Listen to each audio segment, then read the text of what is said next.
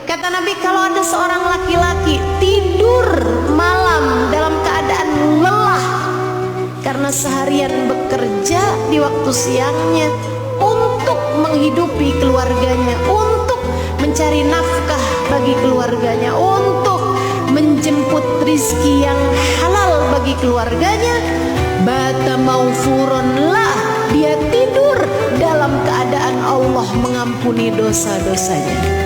Kenapa bisa begitu ya Allah? Dia tidur ngorok, engkau malah mengampuni dia. Kesian, kata Allah.